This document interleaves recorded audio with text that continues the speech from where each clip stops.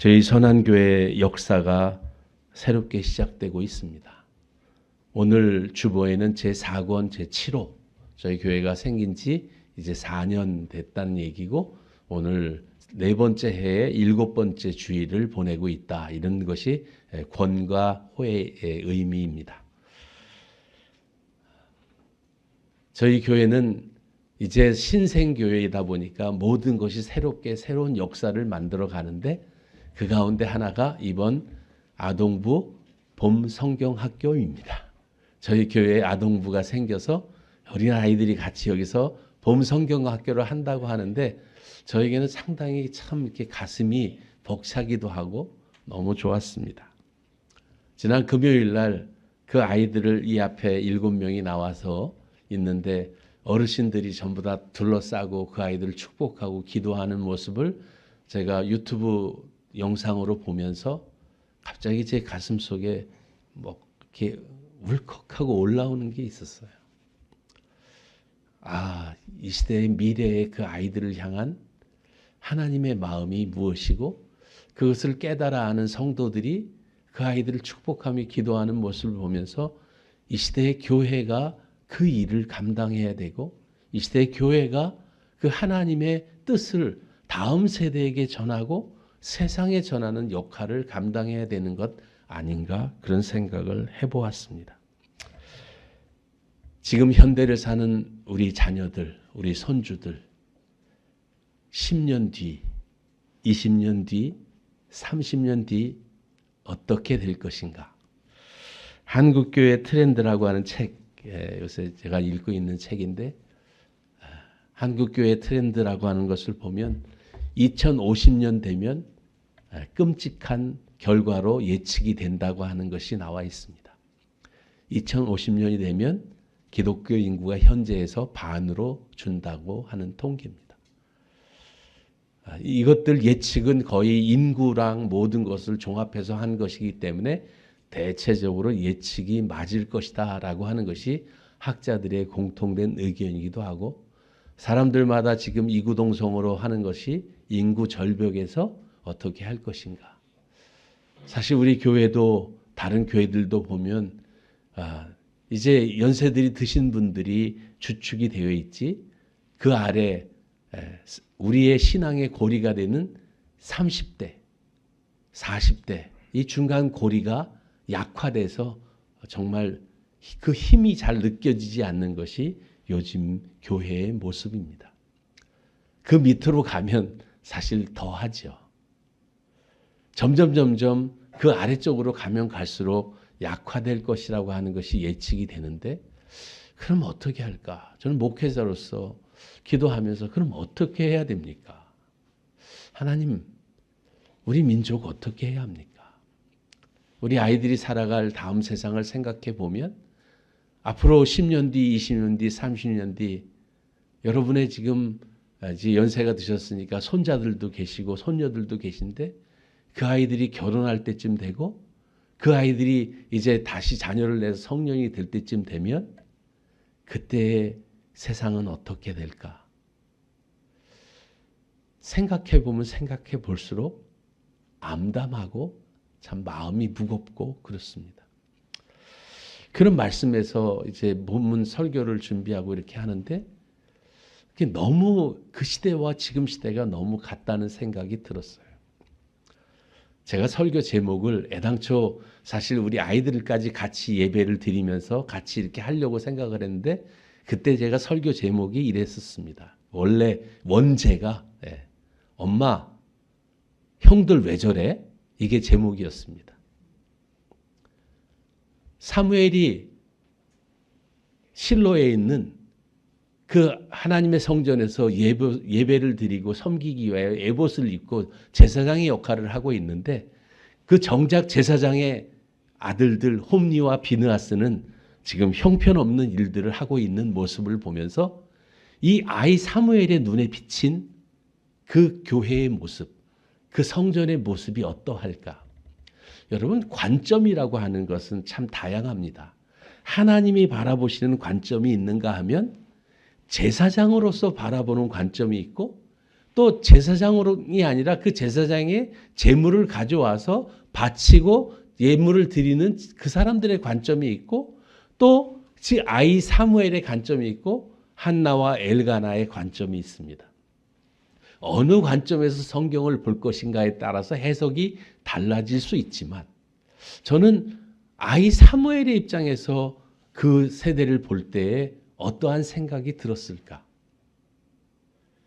기독교 신앙이 왜 다음 세대로 전해지지 않고 무너지는가? 그 이유에 대한 책임은 저는 기성세대에게 있다라고 생각합니다. 우리 기성세대가 한 사람 한 사람이 정말 말씀과 신앙 앞에서 진실되고 성실하게 살아서 우리 자녀들이 더도 말고 덜도 말고 우리 부모님들처럼만 살았으면 좋겠다라고 고백한다면 인구의 절벽 상황에서도 신앙의 절벽은 없었을 것입니다. 신앙의 인구들이 점점 주는 이런 사건은 안 생길 수 있었을 것입니다. 아니, 그 사람들이 중심이 됐다면 인구 절벽이 아니라 하나님의 뜻을 순종하면서 더 아이를 더 많이 낳는 사회로 바뀌었을 수도 있었을 것이다. 이렇게 생각을 해보기도 합니다. 저는 그런 상황 속에서 오늘 말씀은 어떤 의미를 가지는가? 오늘 이 말씀을 그럼 이 사무엘 상하를 쓴 이 저자는 그 암담한 현실만을 얘기하기 위해서 쓴 것인가? 아니면 이 암담한 현실 가운데 어떻게 해야 하는가? 그 방법에 대한 것을 제시하기 위해서 이것을 썼을까? 저는 암담한 현실 가운데 방향을 제시하고 민족을 일깨우기 위해서 이것을 쓰지 않았을까? 이런 생각을 해보았습니다. 사무엘 상하가 그 히브리어로 되어 있는 것을 라틴어로 옮겼을 때 라틴어 성경의 사무엘 상은 왕들의 책, 왕들의 첫 번째 책 이런 뜻이었고요. 하는 왕들의 두 번째 책. 그 다음에 열왕기상 하는 왕들의 세 번째 책, 왕들의 네 번째 책. 하나님을 섬기려고 하나님이 세우신 왕들이 어떻게 살았는지를 하나님의 시각으로 그 신앙의 시각으로 조명해서 쓴 것이 지금 열왕기 상하, 사무엘 상하입니다. 그런 관점에서 당시의 시대적인 특징은 무엇이냐면 사람이 왕이 없으므로 자기 소견에 옳은 대로 살았다. 이게 사사시대에서부터 이 사무엘 시대대로 흐르는 당시의 시대의 대명사였습니다. 그 시대를 한마디로 딱 정리해 놓은 것이 사람들이 그 시대에는 왕이 없으므로 사람들이 자기 소견에 옳은 대로 살았다. 요즘 시대를 말하면 어떻게 말할 수 있을까요? 거의 비슷하지 않을까요? 사람들이 돈이 최고인 줄 알고 하나님보다 더 돈을 사랑하며 살았다라고 말하는 황금 제일주의 시대가 지금 아닌가요? 오늘 교회의 문제, 정치 문제 다 들어가 보면 그 안에 무슨 문제가 있습니까? 돈 문제 아니겠습니까? 교회에서 주일날 은혜 받고 그렇게 살면 안 됩니다. 우리는 그렇게 하나님을 믿어야 됩니다. 돈을 사랑하면 안 됩니다. 그리고 아멘하고 돌아가면서 뭐라고 얘기합니까? 우리는? 그래도 돈이 있어야죠. 그 돈 없으면 어떻게 삽니까? 그게 사실 우리들의 이야기 아닙니까? 사실 그 시대에 왕이 없으므로 자기들의 의견대로 살았다가 아니라 그 시대에 돈이 없으므로 사람들이 이상하게 살았다. 지금 그렇게 생각하고 있는 세대가 됐다는 것이죠. 그럼 그 세대에서 그럼 우리는 물질 제일주의로 사는 그 시대, 그때가 어떠했던지를 한번 살펴보자는 것이죠. 오늘 이 말씀 전에 2장 12절 우리 같이 한번 읽어볼까요? 2장 12절 제가 그 PPT를 안 만들었거든요. 본문을 일부러 보자고 2장 12절을 안 만들었습니다. 한번 본문 보시죠. 같이 읽겠습니다. 시작. 엘리의 아들들은 행실이 나빠 여호와를 알지 못하더라. 당시 시대의 특징이 뭐냐면 여호와를 알지 못했다는 거예요. 오늘 시대의 특징이 뭘까요? 역시 여호와를 알지 못하는 거예요. 교회도 여호와를 알지 못합니다. 교회에서도 하나님을 제대로 알지 못하니까 이상한 행동들이 나오는 것 아닌가요? 저는 교회들이 지금 막 데모를 하고 막 이러는 모습도 정말 온전치 않은 것 같고요. 그리고 또 잠잠하고 있는 것도 온전치 않고요. 정말 교회가 해야 될 일들이 무엇인가?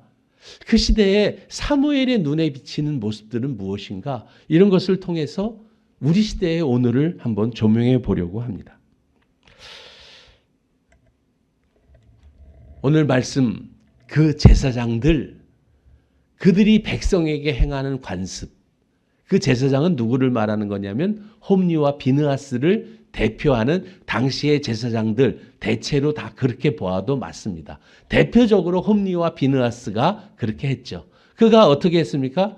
그 자기의 종들을 보내서 여기 보면 그 어떤 사람이 제사를 드리고 그 고기를 삶을 때에 제사장의 사환이 손에 3살 갈고리를 가지고 와서, 여기서 3살 갈고리, 여기 갈고리, 우리 한글 성경에는 그냥 갈고리 되어 있는데 그 원어 성경에 보면 그 앞에 정관사가 붙어 있습니다. 더라고 하는 그 갈고리입니다.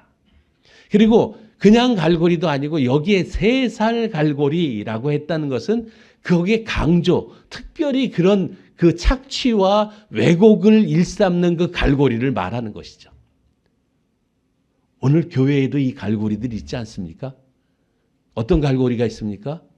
헌금을 강요하고 성도들에게 각양의 목적으로 헌금을 걷어가지고 그리고 이런 목적 저런 목적 온갖 목적의 헌금을 다 내도록 만들어서 그거 가지고 뭐예요? 결국 교회가 돈으로 왕국을 건설하고 돈으로 치부되는 교회가 되고 있잖아요. 명목은 화려하죠. 그런데 그런 모습들이 당시의 시대나 지금의 시대나 별 차이 없이 진행되고 있는 거죠. 그게 제사장만 하는 게 아니라 그의 사환들까지 말이죠. 목사나 교회 지도자뿐만 아니라 일반적인 성도들까지도 그렇게 지금 되고 있는 것 아닌가? 그런 생각을 해보기도 했습니다. 여기 보면 15절에 기름을 태우기 전에도 여기에는 또 하나의 앞에 있는 단어가 하나 생략됐는데 원어 성경에 보면 깜이라고 하는 단어가 있습니다. 그 깜이라는 단어는 어떤 거냐면 영어로 말하면 also, ALSO, 또한 뭐 이런 건데 이렇게 해석하면 되겠죠. 심지어는 이라고 하면 되겠어요. 심지어는 기름을 태우기, 이게 하다가 정말 마지막까지 가서 이제 막장 드라마 쓰고 있는데 기름을 태우기도 전에 와가지고 그걸 달라 그러고 어떻게 해요?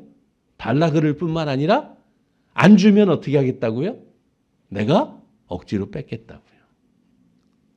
여러분 저기 보면 구약의 제사 제도를 잘 아시는 분들은 아실 것이겠지만 제사 가운데는 어떤 것이 있었냐면 제사장 몫이 있었어요. 속죄제와 속건제를 드리면 가슴 부위와 넓적다리 살은 누구 거냐면 제사장 거였어요. 그걸 건지면 돼요. 그런데 여기 보면 그걸 건진 게 아니라 자기 몫이 아닌데도 하나님께 드려야 되는 건데도 다른 사람에게 나눠줘야 되는 건데도 그것도 막 건져서 내가 마음대로 건져갔다. 그런 뜻이에요. 누가요? 제사장이요. 아이러니하지 않습니까? 오늘 시대에 교회가 그렇게 되지 않나요? 저는 이 말씀을 보면서 목사인 제가 그렇게 살고 있지 않나 저를 돌아보고 정말 그렇게 내가 하면 안 되지. 나는 그렇게 하면 안 되지. 우리 성도들도 그렇게 하면 안 되지. 그렇게 기도하면서 하나님이 원하시는 모습으로 살기를 기도하고 있지만 알게 모르게 우리도 세상 문화에 젖어서 그렇게 하고 있는 것이 또 있을지도 모르겠다. 그런 생각을 해보기도 했습니다. 그럼 이런 결과가 무엇일까요? 제가 보면 이 소년들의 죄가 너무 큰데 여호와께 드리는 그 제사를 멸시했는데 그들만 멸시한 게 아니라 제물을 드리러 온 사람들도 잠잠하고 있는 거예요. 제물을 드리러 온 사람들, 실로에 제물을 드리러 온 모든 사람들에게 똑같이 그렇게 하고 있는데도 다 잠잠하고 있는 거예요. 그런 모습을 보면서 그 시대가 얼만큼 암울한 시대였는지 그것을 생각해 보는 거예요. 그럼 그 결과가 무엇인가?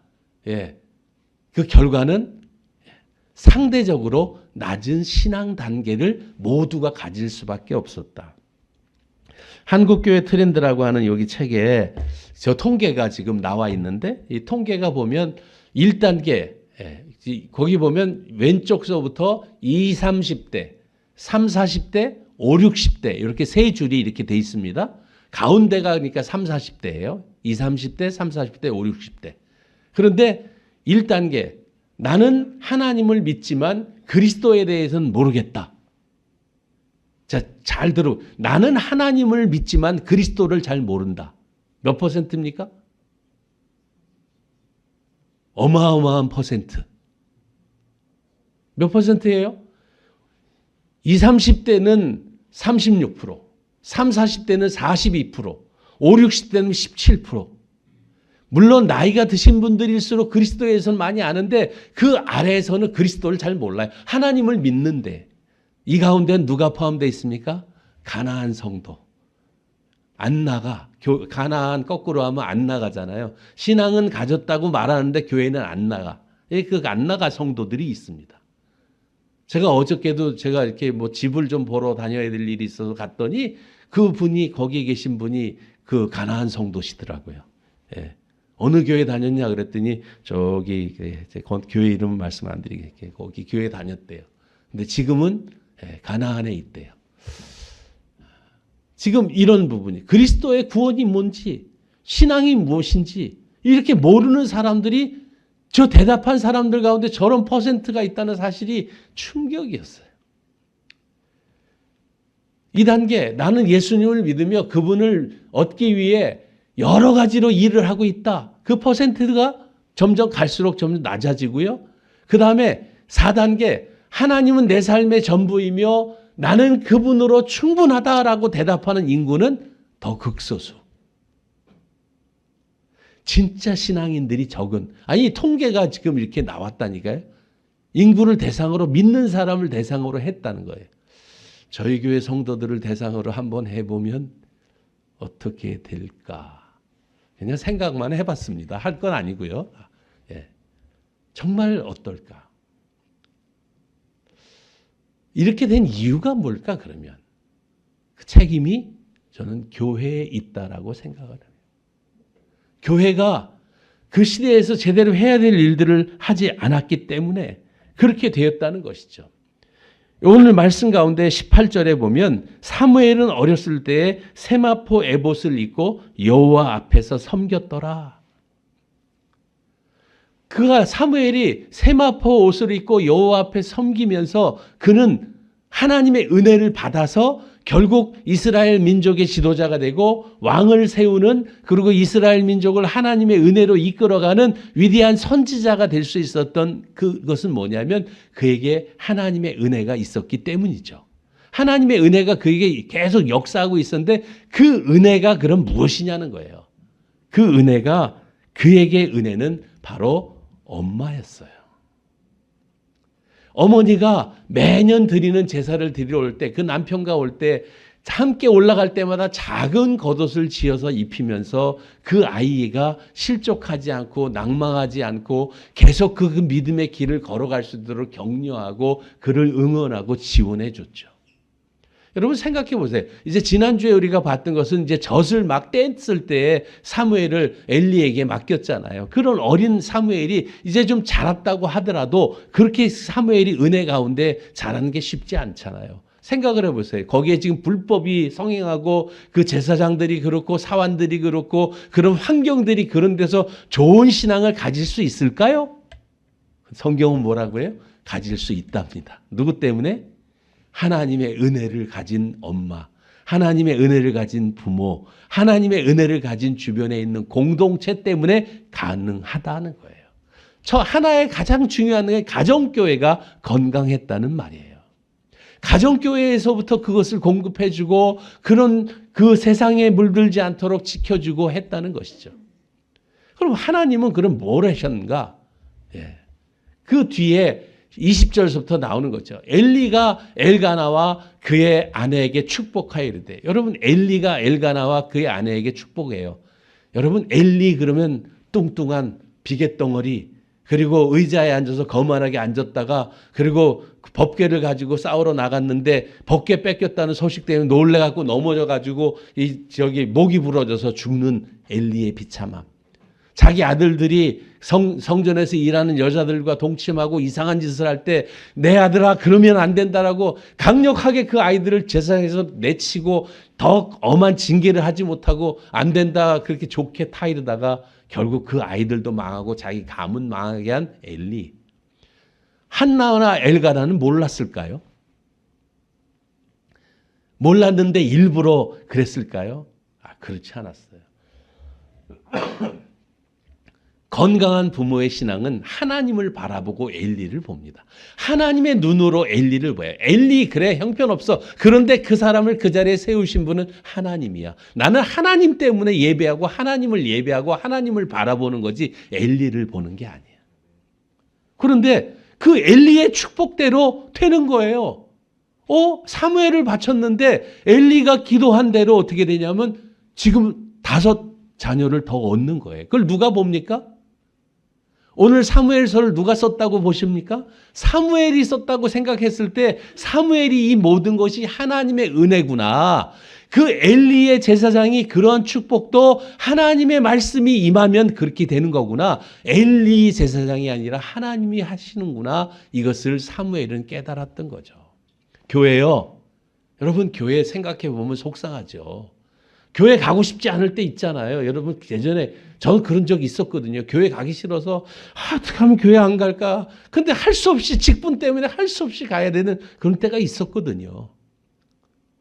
그럴 때도 있어요. 교회가 항상 은혜만 주는 게 아니라 실망도 주고 아픔도 주고 고통도 주기도 해요. 그런데 교회는 하나님이 주신 은혜의 기관이라는 거예요. 교회를 통해서 하나님이 역사하신다는 거예요. 교회 속에 하나님이 계시고 그 공동체를 통해서 하나님이 일하신다는 거예요. 그 사람이 비록 타락했을지라도 말이죠. 그 사람을 통해서 하나님은 말씀하세요. 문제는 뭐냐면 그렇게 해서 문을 닫고 바깥으로 나가면 아예 들리지 않는 이상한 세상이 된다. 지금 그렇게 얘기하는 거예요. 어린아이의 눈에 비친 공동체. 그런데 저렇게 되는데 어떻게 하나님 이렇게 되지? 근데 하나님이 이제 사무엘에게 말씀하시잖아요. 사무엘아, 사무엘아가 부르시면서 하나님은 하나님을 찾는 자에게 직접 응답하시고 관계하시잖아요. 이 한나와 엘가나를 통해서 하나님이 역사하시는 것처럼 오늘 하나님은 하나님을 바라보고 교회 공동체에 속한 사람들에게 하나님을 이끌어 가신다고요. 교회요? 좋은 교회, 나쁜 교회 있습니까? 없습니다. 하나님의 교회만 있을 뿐입니다. 하나님의 교회. 이렇게 얘기하니까 이단 교회가 또 하나님의 교회가 떠오르는데 그 하나님의 교회가 아니라 예수 그리스도의 교회 말이죠. 예수 그리스도를 피로 값주고 사신 그 교회, 그 교회를 통해서 신앙이 전수되고 그 교회를 통해서 하나님의 은혜가 세상 가운데 흘러가야 된다는 것을 이야기하는 거예요. 그렇게 말한다니까 오늘 말씀은 뭐냐면 그 세상의 소망은 교회라는 거예요. 세상의 소망 이렇게 암울하고 앞이 보이지 않고 정말 캄캄하고 어두움 가운데 있지만 이 세상 가운데 정말 진리를 행하고 하나님의 은혜를 가져올 수 있는 유일한 기관이 있다면 그건 교회다. 교회까지 무너지면 안 되는데 교회가 지금 무너지고 있는 게 문제지. 교회는 하나님이 세우신 기관으로 교회 속에 하나님의 생명이 있습니다. 그 하나님이 하십니다. 그러니까 교회는 우리가 정말 하나님이 세우신 기관으로 예수 그리스도의 피로 값주고 사신 교회이기 때문에 교회는 결코 무너질 수 없습니다. 아까 우리 아이들이 교회에 일어나라. 일어나야 돼요. 잠자면 안 돼요. 지금 우리가 지금 하나님의 음성이 우리 아이들의 특성을 통해서 자꾸 들려주신다고 생각해요. 그것을 그냥 애들이 재롱 떤다라고 생각하실 수도 있지만 그것을 하나님의 음성으로 들으면 그게 아멘입니다. 그게 나를 일어나라고 하는 거구나. 내가 지금 주저앉아 있구나. 내가 일어나서 하나님의 은혜에 부응하고 내가 일어나서 하나님의 뜻 가운데 나가야 되는구나. 이렇게 깨달을 때 그게 하나님의 음성이 되는 거예요. 오늘 공동체 어린아이의 눈에 비친 교회의 모습, 사무엘의 눈에 비친 교회의 모습은 공동체였어요. 하나님이 하시면 된다. 사무엘은 그것을 알았던 거예요. 그러니까 그는 일생 하나님을 떠나지 않고 은혜 가운데 살 수 있었던 것이죠. 암울한 현실. 여러분, 세상을 보면 소망이 없습니다. 그럴 때 하나님을 보시면 소망이 생깁니다. 예수 그리스도를 보시면 소망이 생깁니다. 그분이 우리의 소망이고 그분이 우리의 힘입니다. 그분을 만나는 곳 교회, 그분을 통해서 우리가 세상 가운데 하나님의 영광을 드러낼 이 교회 공동체를 통해서 하나님이 일하시고 하나님이 역사하십니다. 오늘 주일학교 아이들이 잘하는 것처럼 말이죠. 그것을 교회가 하는 것입니다. 교회가 모여서 여기서 무슨 4.27 클럽처럼 그렇게 교제하고 그렇게 놀고 재밌게 하는 곳이 아니라 여기서 하나님 말씀을 가르치고 예배하고 하나님을 전하고 하나님의 은혜를 다음 세대로 흘려가는 그런 교회가 하나님이 원하시는 교회라고 하는 사실입니다. 그래서 우리는 기도해야 합니다. 교회를 위해서 기도해야 되고 다음 세대를 위해서 기도해야 되고 하나님이 다음 세대를 교회를 통해서 일으키셔서 이 세대 우리 민족에게 소망이 있게 하여 주옵소서. 교회를 세우신 주님께서 우리를 다시 일으켜 주셔서 그 은혜를 향하여 달려갈 수 있도록 도와주십시오. 그렇게 기도하는 저와 여러분이 되기를 주의 이름으로 축원합니다. 기도하겠습니다. 하나님 아버지,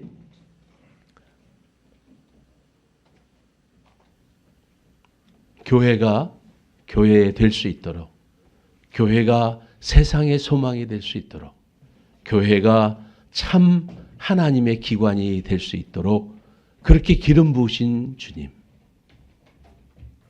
저희가 교회입니다. 우리 모두가 교회입니다. 우리 모두가 교회의 기능을 제대로 잘 발휘해서 세상 가운데 하나님의 영광을 드러내는 세상 속의 교회, 하나님의 영광을 드러내는 교회가 될 수 있도록 인도해 주옵소서. 우리 가정이 그렇게 교회가 되게 하시고 우리의 셀이 교회가 되게 하시고 우리가 만나는 친구들 사이 그리스도인들의 모임이 교회가 되게 하시고 이 교회들이 하나님의 은혜로 세워지고 그리스도와 함께 연합하여 그리스도의 뜻을 이루어갈 수 있도록 주여 도와주옵소서. 예수님의 이름으로 기도드립니다. 아멘.